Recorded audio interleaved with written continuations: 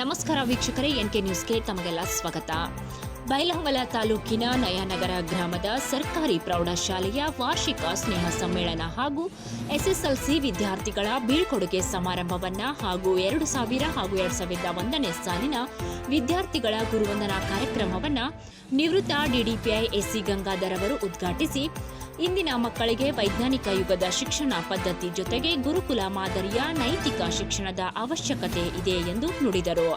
ಇನ್ನು ಈ ಕಾರ್ಯಕ್ರಮದ ಅಧ್ಯಕ್ಷತೆಯನ್ನ ಸರ್ಕಾರಿ ಪ್ರೌಢಶಾಲೆ ಎಸ್ಡಿಎಂಸಿ ಅಧ್ಯಕ್ಷರಾದ ಹಾಗೂ ಶಿಕ್ಷಣ ಪ್ರೇಮಿ ನಾರಾಯಣ್ ನಲ್ವಡೆ ಅವರು ವಹಿಸಿದ್ದರು. ಈ ಕಾರ್ಯಕ್ರಮದಲ್ಲಿ ಮುಖ್ಯ ಅತಿಥಿಯಾಗಿ ಮಹಾಂತೇಶ್ ಮರಕ್ಕನವರ್ ಸನ್ಮಾನಿತರಾಗಿ ನಿವೃತ್ತ ಪ್ರಾಚಾರ್ಯರು ಎಂಬಿ ಇಂಗಳಗಿ, ಸುವರ್ಣ ಅಂಗಡಿ ಉಪನ್ಯಾಸಕರು, ಪಿಎಂ ಆಯಾಚಿತ್ ಮುಖ್ಯೋಪಾಧ್ಯಾಯರುಗಳಾದ ಎಸ್ವಿ ಎರಡ್ಡಿ, ಎಂಐ ಪೆಂಟೆಚ್ ಸೇರಿದಂತೆ ಇನ್ನೂ ಅನೇಕ ಗುರುವೃಂದ ವಿದ್ಯಾರ್ಥಿಗಳು ಭಾಗಿಯಾಗಿದ್ದರು.